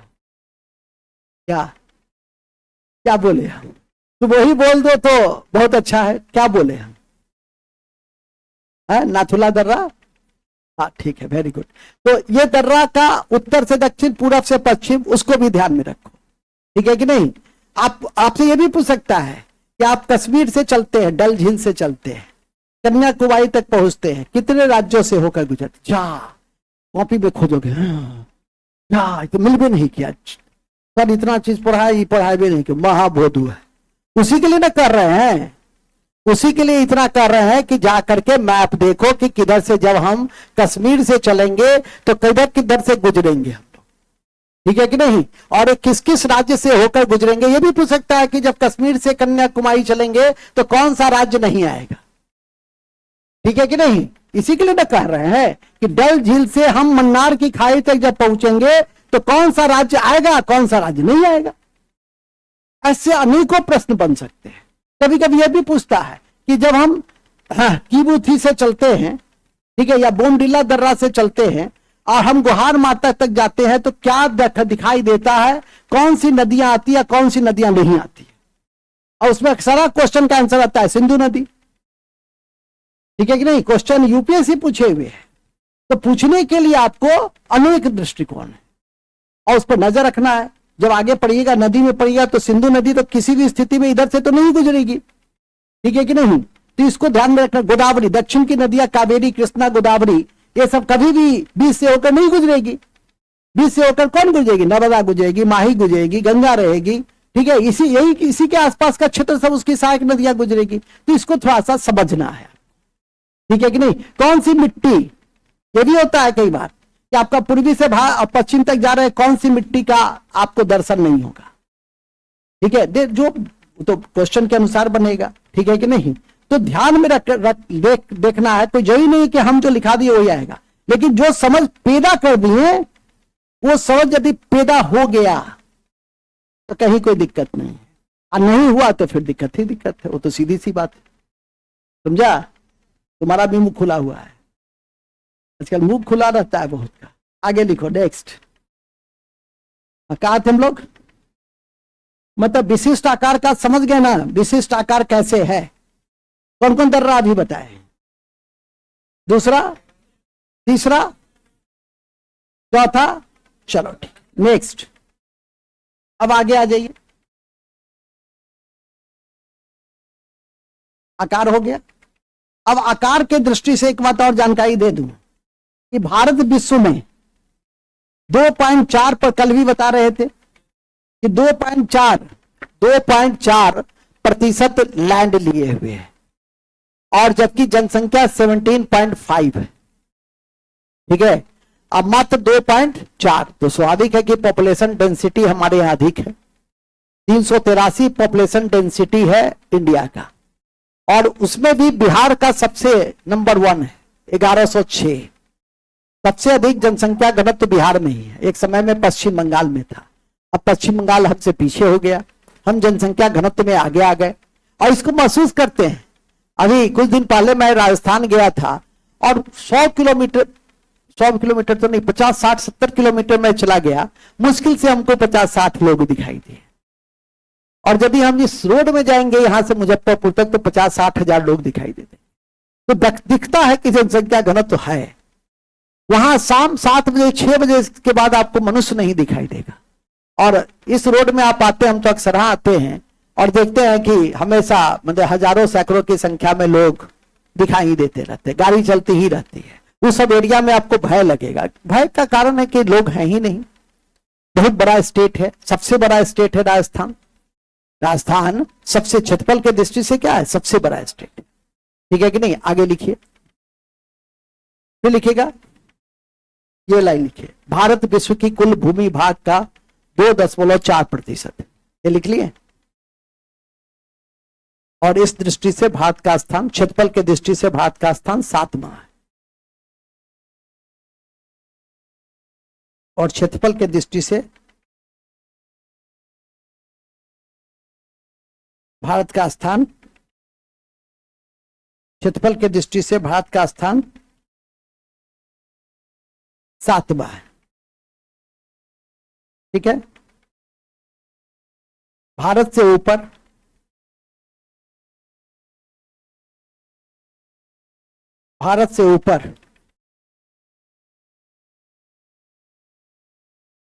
पहला रूस, कनाडा, अमेरिका, चीन, एनसीईआरटी के अनुसार है ये, चीन, ब्राजील, ऑस्ट्रेलिया, फिर से सुन लो, रूस, कनाडा, चीन, अमेरिका, चीन, ब्राजील, ऑस्ट्रेलिया और तब भारत।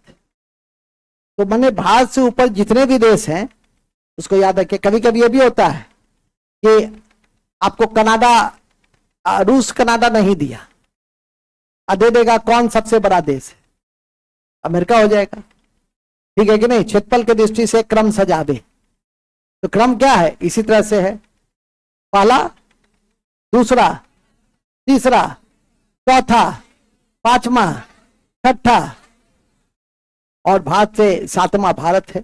अभी मैं बताया भी कि देखो क्षेत्रफल, कल बता रहा था मैं कि क्षेत्रफल में ऑस्ट्रेलिया कितना बड़ा है और जनसंख्या में 2 करोड़। इतनी जनसंख्या कि उतनी जनसंख्या तो हम प्रत्येक साल पैदा करते हैं।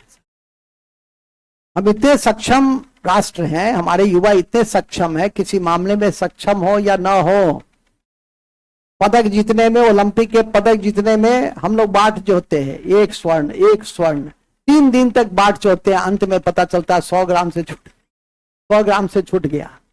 जो छूट गया तो उसका वजन बढ़ गया, तो उसके साथ जो पूरी टीम गई थी वो क्या कर रहा था, वो भी पाव भाजी खा रहा था क्या? उसका क्या काम था? यही ना काम था। ठीक है कि नहीं? वो जो पूरी टीम जाती है 250, खिलाड़ी जाता है 100, तो टीम जाती है 250। लोग सब बैठ के क्या कर रहा था? क्यों नहीं देखा कि इसको कौन सा डाइट चाहिए, कौन सा लिक्विड चाहिए, कितना चाहिए, किस मात्रा में चाहिए? ठीक है कि नहीं? मूल बिंदु पे आ जाइए। खैर, हम अभी इन बिंदुओं को नहीं देख रहे हैं, हम देख रहे हैं कि भारत का स्थान 7वां है क्षेत्रफल की दृष्टि से, और भारत से ऊपर कौन से देश है। याद रखिए, क्षेत्रफल में तो भारत 7वें पे है, लेकिन जनसंख्या में, और आप लोग का सहयोग रहा तो हम लोग विश्व में इस रिकॉर्ड को बनाए रखेंगे, इसे छोड़ेंगे नहीं। देखिए, टॉप का पोजीशन प्राप्त करना बहुत आसान होता है, लेकिन उसको मेंटेन रखना बहुत कठिन होता है। आशा है कि आप लोग मेरे इस भावना को समझने का प्रयास करेंगे। लिखो, हम समझ रहे हैं तो लिखो। क्या लिखे? लिखिएगा, जनसंख्या के दृष्टि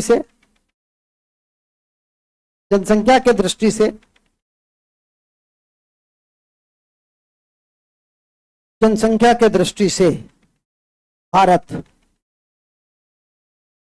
पहले स्थान पर है।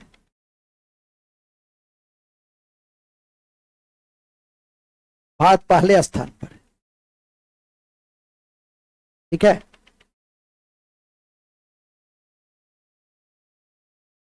भारत पहले स्थान पर है। फिर लिखो, नेक्स्ट। अब लिखिएगा, 1 मिनट रुक जाइए। आकार हो गया, विस्तार हो गया, अब स्थिति हो गई। हाँ, अब कर्क रेखा लिखिए। कर्क रेखा लिखिए। 23.5 डिग्री उत्तरी अक्षांश को 23.5 डिग्री उत्तरी अक्षांश को 23.5 डिग्री उत्तरी अक्षांश को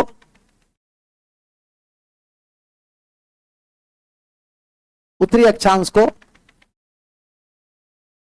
कर्क रेखा के नाम से जाना जाता है, ट्रॉपिक ऑफ कैंसर के नाम से जाना जाता है, के नाम से जाना जाता है, जो भारत के 8 राज्यों से होकर गुजरती है, जो भारत के 8 राज्यों से होकर गुजरती है, जो भारत के 8 राज्यों से होकर गुजरती है। पहला गुजरात, राजस्थान सबसे छोटा वही है, राजस्थान में सबसे छोटी कर्क रेखा है, ब्रैकेट में लिख लो, सबसे छोटी कर्क रेखा। मध्य प्रदेश सबसे लंबी कर्क रेखा, मध्य प्रदेश, मध्य प्रदेश के बाद है छत्तीस, मध्य प्रदेश में सांची से गुजरता है, ये भोपाल के पास ही है सांची, सांची का स्तूप अशोक ने बनाया था। छोड़ो ना, सुनो, हर चीज लिखा नहीं जाता है हर जगह, लेकिन सुना जरूर जाता है। मध्य प्रदेश के बाद है छत्तीसगढ़, देखो छत्तीसगढ़ से होकर गुजरेगा, छत्तीसगढ़, झारखंड, छत्तीसगढ़ के बाद झारखंड, ब्रैकेट में लिखो रांची, एकमात्र राजधानी है जिससे होकर गुजरता है, झारखंड। झारखंड के बाद है पश्चिम बंगाल, पश्चिम बंगाल, त्रिपुरा और मिजोरम, और मिजोरम। देखो याद ऐसे ही करना है, लेकिन एक होता है कि आप यदि ये पूछेगा कि पूरब से पश्चिम से पूरब या पूरब से पश्चिम कैसे है, तो वहां पे ये क्रम सजा हुआ है, ये क्रम अभी हम सजाए पश्चिम से पूरब की ओर, ठीक है। हो सकता है पूरब से पश्चिम पूछे तो वहां, लेकिन कभी कभी ये होता है कि किस राज्य से होकर नहीं गुजरता है, तो वहां पे आपको ये कोड काम देगा, मित्र पर गमछा झार, मित्र पर गमछा झार, वो कोड काम दे देगा। मित्र पर गमछा झार, तो पहला मी से, त्र से, प से, र से, ड से, म से, हा से और झारखंड, ठीक है कि नहीं। ये कोड कहां काम देगा, जब क्वेश्चन पूछेगा कि निम्नलिखित में से किस राज्य से होकर कर्क रेखा नहीं गुजरती या गुजरती है, तो यहां ये काम दे देगा तुमको। लेकिन यदि पश्चिम पूरब का होगा तो जो लिखे हो गुजरात, राजस्थान, इसके उत्तर प्रदेश, हाँ, मध्य प्रदेश, मध्य प्रदेश से कटा छत्तीसगढ़, बगल में है झारखंड, झारखंड के बाद है पश्चिम बंगाल, फिर है त्रिपुरा, और त्रिपुरा एक ऐसा राज्य है जिसको बांग्लादेश 3 ओर से घेरे हुए, ठीक है कि नहीं। तो लिख देंगे, ये भी लिख दो नोट में, त्रिपुरा से, त्रिपुरा को, त्रिपुरा को, त्रिपुरा को, त्रिपुरा को बांग्लादेश 3 ओर से घेरे हुए,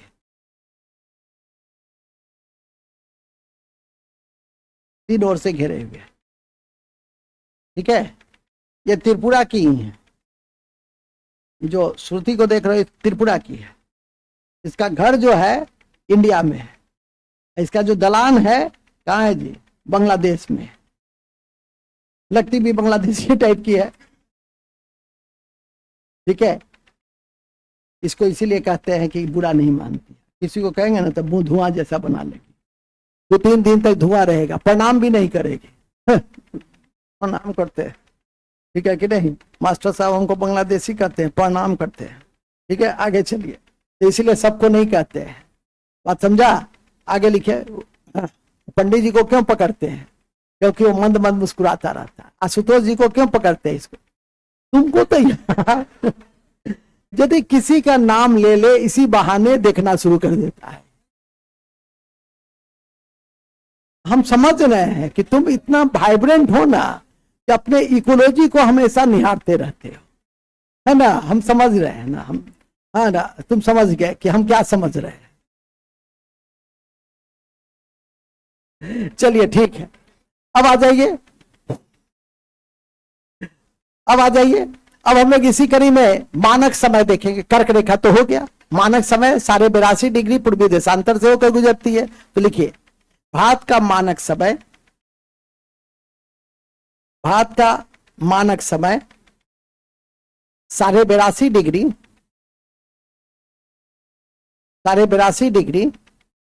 पूर्वी देशांतर से होकर मिर्जापुर, नैनी, इलाहाबाद, मिर्जापुर, सीरियल देखिए हो, हम समझ रहे हैं, मिर्जापुर, नैनी, इलाहाबाद से होकर गुजरता है। परीक्षा में कोई भी चीज दे सकता है। मिर्जापुर, नैनी, इलाहाबाद से होकर गुजरता है, इलाहाबाद से होकर गुजरता है। ध्यान रखें कि भारत का मानक समय, भारत का मानक समय 5 राज्यों से होकर गुजरता है, 5 राज्यों से होकर गुजरता है। देख लो, ये देखो, ये मैप जरूर रखो, जाके खरीद लोगे तो इस मैप में ही सब कुछ है। मानक समय, अब मानक समय उत्तर प्रदेश से शुरू हुआ, ठीक है कि नहीं? तो लिखिए भारत का मानक समय उत्तर प्रदेश, उत्तर प्रदेश, मध्य प्रदेश, छत्तीसगढ़,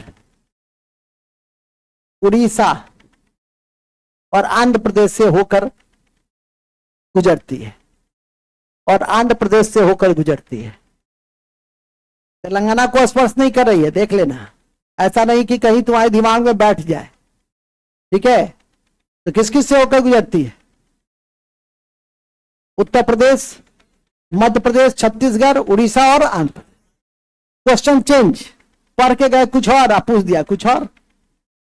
सर आप तो लिखाए थे लेकिन पूछा नहीं। क्या नहीं पूछा सर? पूछा क्या कि कौन से 2 ऐसे राज्य है जहां से मानक समय और कर्क रेखा दोनों गुजरती है। तो लिखा तो हुआ है कॉपी में, तुमको थोड़ा दिमाग चला लेना था। दिमाग क्या चलाना था?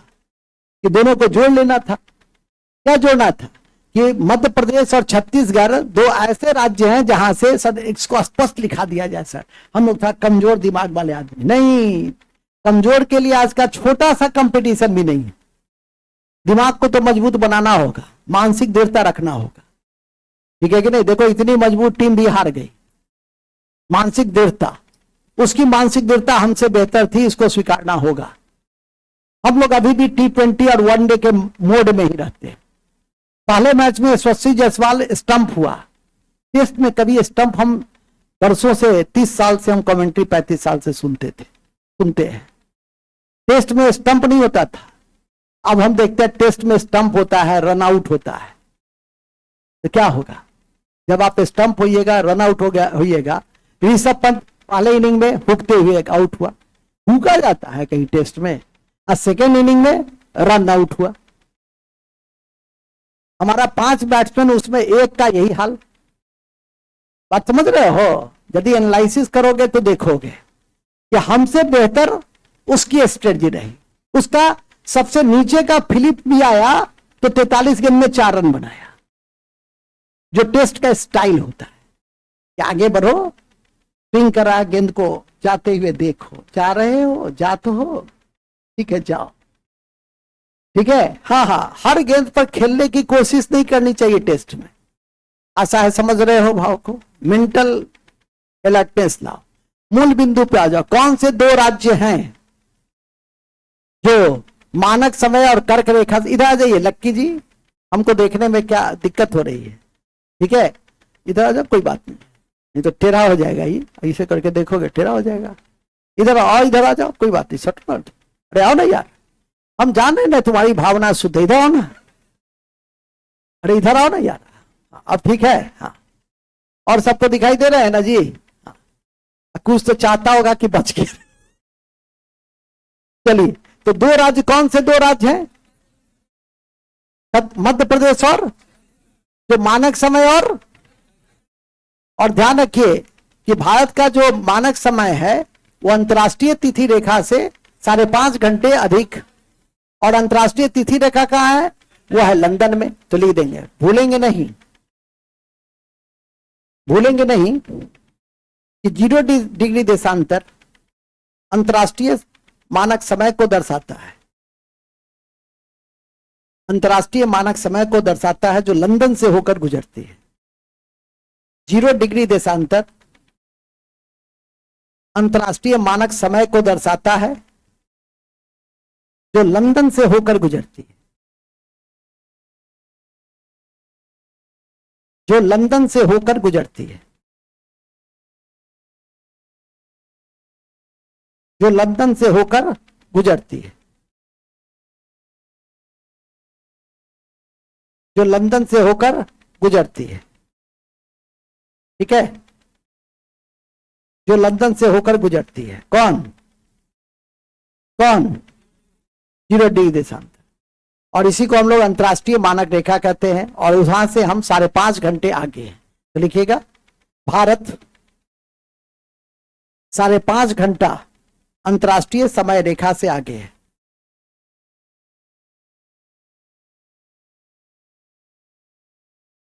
भारत 5.5 घंटा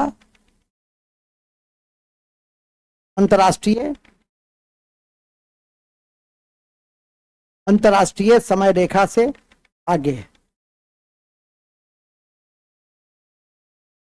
जो ध्यान में करके रखना है, ठीक है। चलिए, तो आपका कर्क रेखा भी हो गया, मकर रेखा भी हो गया। अब लास्ट में हम लोग क्या पढ़ते हैं, एक दूसरा भाग है।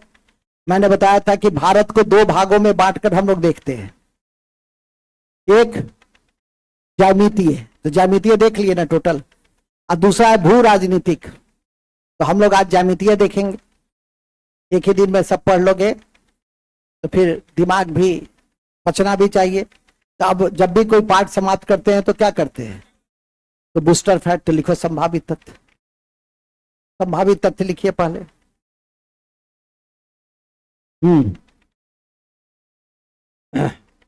लिखेंगे, सबसे पहला है,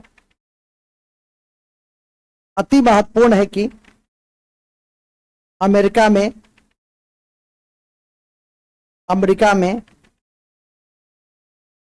6 मानक समय रेखा है, 6 मानक समय रेखा है।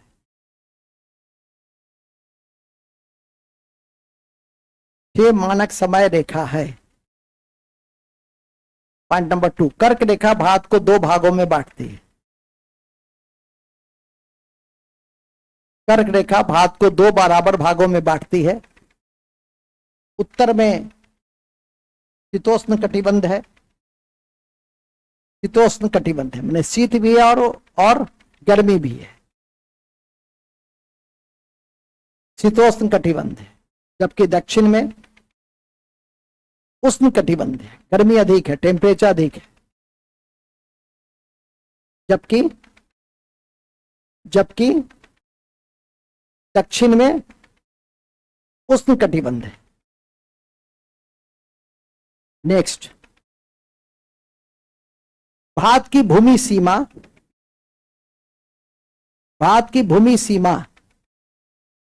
15,200 किलोमीटर है। भारत की भूमि सीमा 15,200 किलोमीटर है।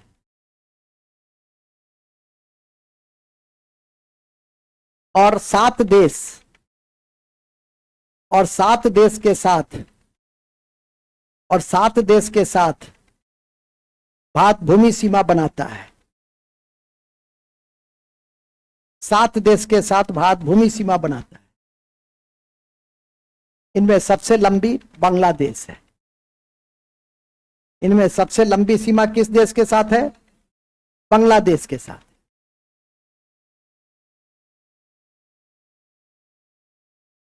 भारत की तटीय सीमा की कुल लंबाई 6100 किलोमीटर है। 6100 किलोमीटर, भारत की तटीय सीमा की कुल लंबाई 6100 किलोमीटर है। परंतु लक्षद्वीप और अंडमान को मिला दिया जाए, परंतु उसी में लिखेंगे, उसी लाइन में, परंतु लक्षद्वीप और अंडमान को मिला दिया जाए तो यह 7516.6 किलोमीटर हो जाती है। तो यह 7516.6 किलोमीटर हो जाती है। याद रखें कि भारत के कितने राज्य तटीय सीमा बनाते हैं? 9। और कितने केंद्र शासित प्रदेश हैं? 2 हो गया है। Lot out. हम समझ रहे हैं कि अभी भी तुम 2015 के युग में जी रहे हो, तो लिख देंगे, भूलेंगे नहीं कि भारत के 9 राज्य, बैठे बैठे थक गई। ऐसे पलंग वलंग ला दे? नहीं, पलंग वलंग कहो तो ला देते हैं, उस रूम में व्यवस्था कर देते हैं, वहीं पे लेट करके पढ़ना। हालांकि हमारा ड्रीम प्रोजेक्ट है कि खूब बड़ा रूम हो, 200-300 पलंग लगा हो, ठीक है, लड़का आए और तकिया लेकर लेट जाए। सर मास्टर साहब की क्या स्थिति रहेगी? तो आप लोग लेट के पढ़िएगा तो मास्टर साहब खड़ा होकर पढ़ाएंगे कि मास्टर साहब भी लेट के पढ़ाएंगे। ठीक है कि नहीं? ये मेरा ड्रीम प्रोजेक्ट है। हाँ, आगे लिखो। हाँ, कब तक होगा? तुम्हारे पास होने के बाद तुम्हारा जनरेशन पढ़ेगा। ठीक है? हाँ, लिख हो जाएगा ना कि जहां पलंग लगा हुआ है। वाह, ठीक कहा। ठीक है, शुरू कर दिया जाए।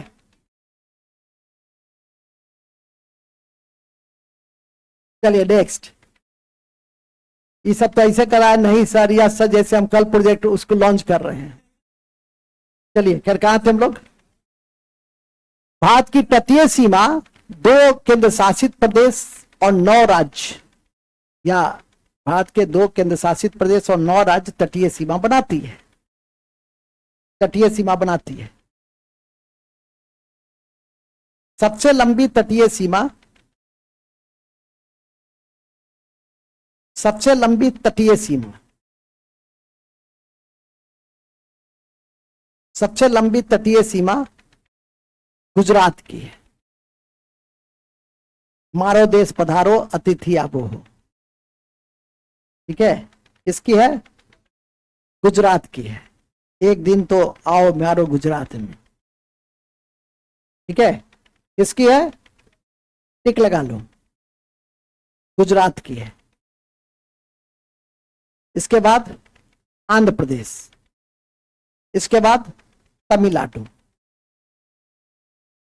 ठीक है, तमिलनाडु। लेकिन सुन लो, क्वेश्चन चेंज। प्रायद्वीपीय भारत की सबसे लंबी समुद्री तटीय सीमा बनाती है। गधे का गधे रह गए। Answer change, Andhra Pradesh. ठीक है कि नहीं? आंसर क्या हो गया? आंध्र प्रदेश हो गया। क्वेश्चन था कि भारत की सबसे लंबी समुद्र तटीय राज्य है गुजरात। क्वेश्चन चेंज कि प्रायद्वीपीय भारत के सबसे लंबी समुद्र तटीय राज्य हैं आंध्र प्रदेश। समझ गया क्वेश्चन कैसे चेंज हो जाता है? गिरगिट की तरह क्वेश्चन रंग बदल लेता है। इसलिए ध्यान रखेंगे, क्योंकि प्रायद्वीपीय भारत में दक्षिण भारत के राज्य आते हैं। प्रायद्वीप किसको कहते हैं? ऐसा क्षेत्र जो 3 ओर समुद्र से घिरा हो। आशा समझ गए? तो लिख देंगे लाल कलम से। सबसे लंबी प्रायद्वीपीय सीमा वाले राज्य हैं, सबसे लंबी प्रायद्वीपीय सीमा वाले राज्य हैं, सबसे लंबी प्रायद्वीपीय सीमा वाले राज्य हैं आंध्र प्रदेश। तेलंगाना में तो समुद्र तट है ही नहीं। ठीक है, आंध्र प्रदेश होगा ना। वहां जो देख रहा है तो कॉपी में साटा, मास्टर साहब के लिए 200 रुपया का कोई काजू ले आया, 2 रुपया का मैप नहीं खरीदा। तो ये मानने को हम तैयार नहीं है कि तुम्हारे पैसे नहीं है। ठीक है, बात समझा? कल पैसे नहीं है तो कल जो है सो पैसे आ जाएगा।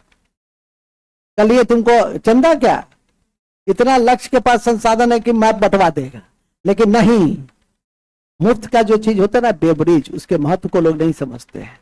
घर पे वहां जाओगे दुकान पे, जब लोगे ना तो बढ़िया से साटोगे भी। बात समझ में आ गया कि नहीं आ गया?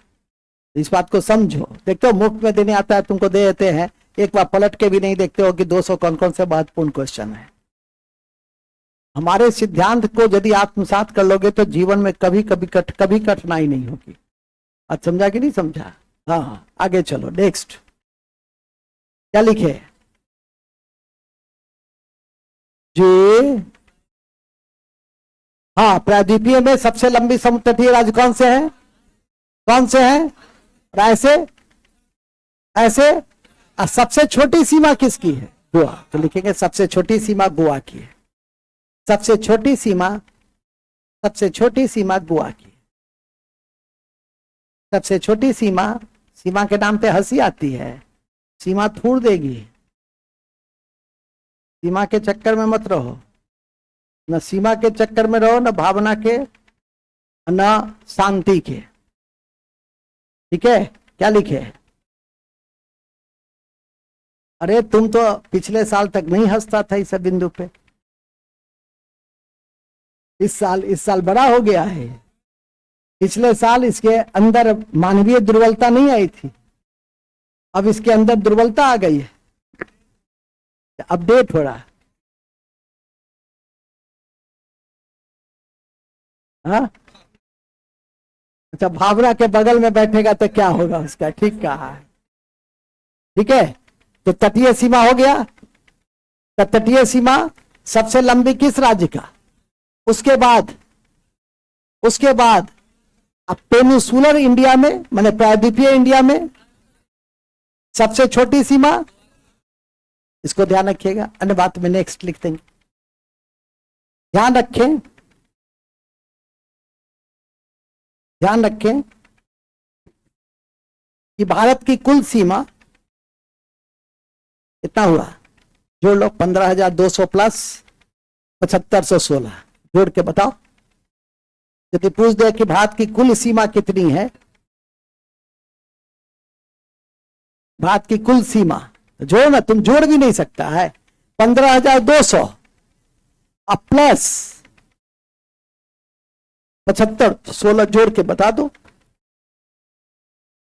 22,700 16.6 किलोमीटर। ठीक है, नेक्स्ट। सेवन सिस्टर स्टेट, सात बहनों का राज्य, सात बहनों का राज्य के तहत सिक्किम नहीं आता है। सिक्किम नहीं आता है तो सर कौन आता है? अरुणाचल, अरुणाचल, अरुणाचल। दूसरा आसाम, नागालैंड, आसाम, नागालैंड, मणिपुर, मणिपुर, मणिपुर, मिजोरम, मेघालय, मेघालय, त्रिपुरा, त्रिपुरा, मेघालय, त्रिपुरा। ठीक है, हो गया 7। ओके, इसमें से कौन सा राज्य बांग्लादेश से 3 ओर से घिरा हुआ है? क्लियर है? Next, Sikkim seven sister state में 7 बहनों के राज्य में एक भैया जी है, ऐसे याद रखिए। 7 बहनों के राज्य में एक, 7 बहनों के, ऐसे देखोगे अपने समाज में भी, जिसको 7 बहन रहेगा ना, वहां एक ही भाई रहेगा।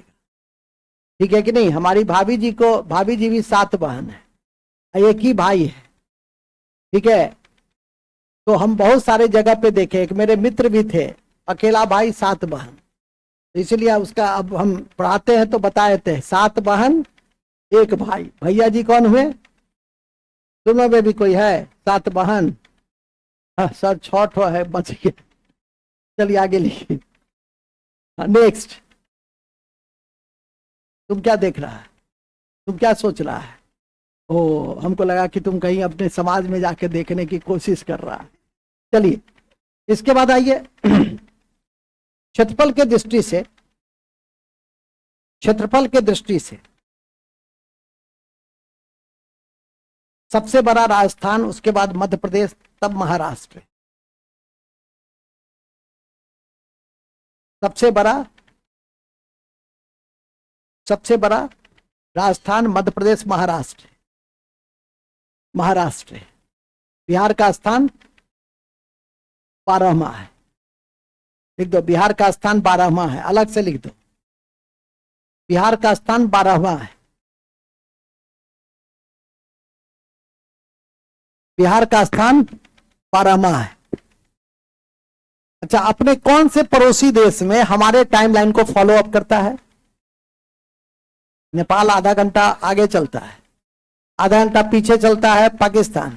क्रिकेट मैच भी देखोगे तो पता चलेगा, श्रीलंका। हम ही को मेरे ही टाइम जोन को फॉलो करता है, तो वो भी लिख दो। भारत के पड़ोसी देशों, वो लिख लिए ना पहले, उसमें रुक छूट गया कोई।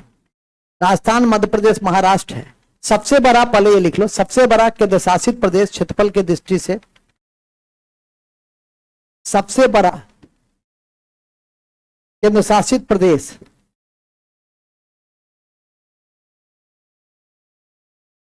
क्षेत्रफल के दृष्टि से अंडमान निकोबार है।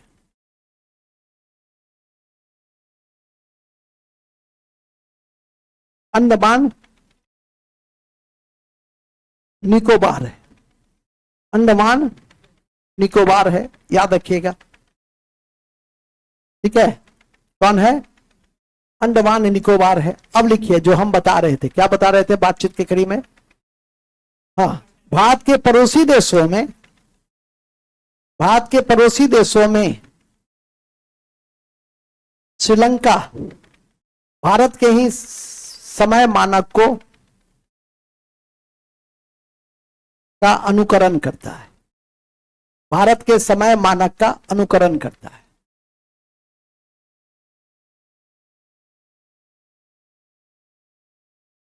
अनुकरण करता है।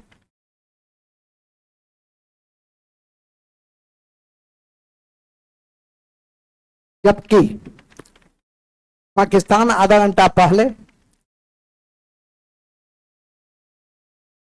जबकि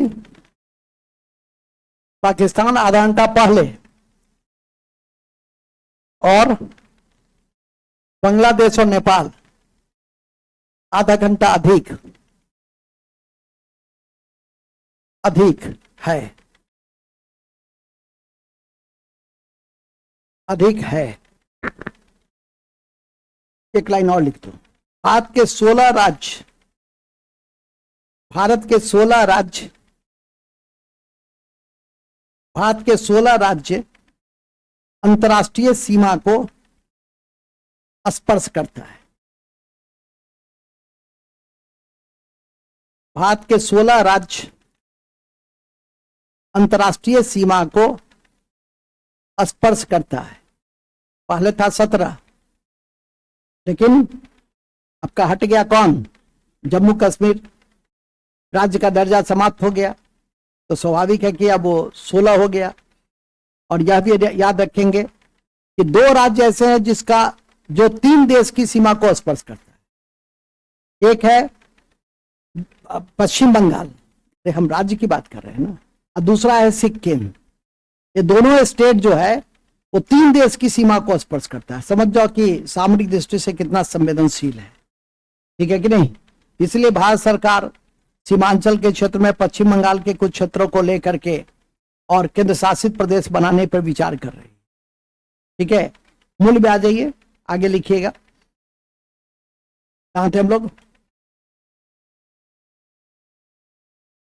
ध्यान रखें कि पश्चिम बंगाल और सिक्किम, पश्चिम बंगाल और सिक्किम 2 ऐसे राज्य हैं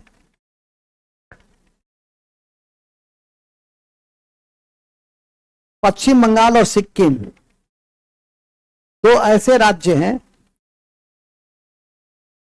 जो 3 देशों को स्पर्श करता है। जो 3 देशों की सीमा को स्पर्श करता है।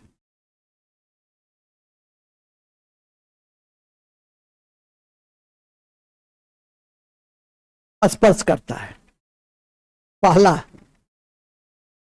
पहला लिखो पश्चिम बंगाल। पश्चिम बंगाल किस किस को स्पर्श करता है बताओ? बांग्लादेश, भूटान, नेपाल। वेरी गुड, तेज लड़का है, इसका पीठी ठोक दो जी, ये बड़ा आदमी बनेगा, लक्षण भी है इसका।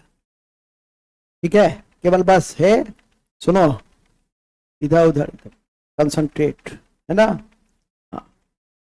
कहाँ थे हम लोग? बता समझा, बच्चा वारी सुधर जाइए। ठीक है, कहाँ थे हम लोग? पहला बांग्लादेश, भूटान, नेपाल। तुम मेरे हाथ से निकल गया है, इसलिए हम तुमको कुछ कह नहीं सकते। तुम आ जाते हो इसी तरह से महीना 2 महीना पे झलक दिखला देते हो, झलक दिखला के फिर चले जाते हो, तो अच्छा लगता है। ठीक है, हमारे प्रशंसा में 2-4 गीत गा लेते हो, तो प्रशंसा किसी को खराब लगता है जी? ठीक है, हम इसको कहे बांग्लादेशी लगती है, प्रशंसा की है तो इसको खराब लगा। आगे लिखो, नेक्स्ट। कहाँ थे हम लोग? तो बंगाल से कौन कौन सी सीमा जुड़ी हुई है?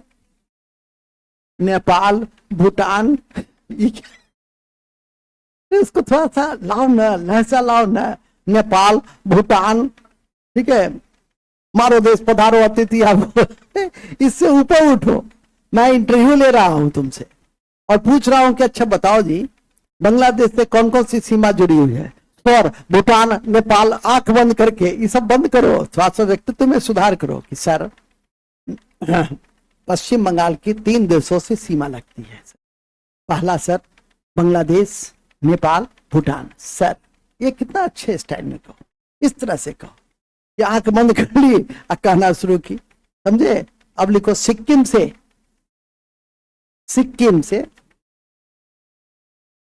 तिब्बत। तिब्बत कहां से आ गया जी? तिब्बत देश तो नहीं है।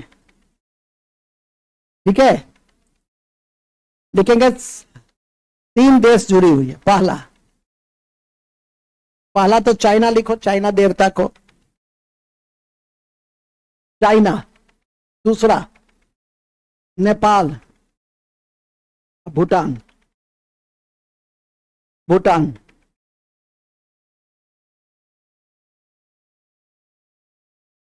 अब देखोगे चाइना का जो राष्ट्राध्यक्ष है, हम तो बहुत दिन से केमिस्ट्री देखते हैं, तो पहले भारत के प्रधानमंत्री से हाथ मिलाता था, माने एक रस्म था, मिला लिया। अब जो मिलाता है, नहीं समझे? अब भारत का प्रधानमंत्री भी अब लगता है कि हाँ बराबरी पर बात चल रही है। अब आया ऊंट पहाड़ के नीचे, अभी भी और इकोनॉमी में बहुत डेवलप है। वहां तक जब तक तुम लोग नहीं चाहोगे, देखो हम लोग का जनरेशन ने यहां तक पहुंचा दिया, अब तुम लोग का जनरेशन है कि भारत को कितना मजबूत बनाते हो। ये अब तुम लोग के जनरेशन पर पूरी उम्मीदें टिकी हुई है। आगे लिखो। ठीक है, कहा तुम क्या कुछ कहना चाह रहे हैं? मुंह खुला हुआ है आपका,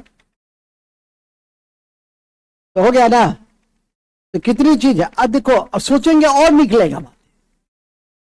जितना सोचेंगे उस पर उतनी बातें क्या है, निकलती जाएगी। और कुछ अपने भी दिमाग से आपको सॉल्व करना है जब क्वेश्चन मिलेगा। ठीक है, तो आप जितना पढ़े हैं, जितना समझे हैं, जितना समझाए हैं, आपको नजर करके रखना है। ठीक है, और क्वेश्चन बड़ी आसानी से बन जाएंगे। इसलिए मैंने कहा कि जा करके मैप जरूर खरीद लीजिए, क्योंकि भूगोल बिना मैप का संभव होता नहीं है। ठीक है, तो इन्हीं शब्दों के साथ हम आज के इस कक्षा की समाप्ति की घोषणा करते हैं। हाँ, करेंट अभी होगा ना, रुको ना यार। अब लिखिए करेंट अफेयर्स, कॉपी निकालिए करेंट अफेयर्स की। हाँ हाँ, अरे और रिकॉर्डिंग अब दूसरा कर दो। करेंट की कॉपी निकाल लीजिए। फर्स्ट लाइन करेंट आज लिखा देते हैं, सितंबर महीने का।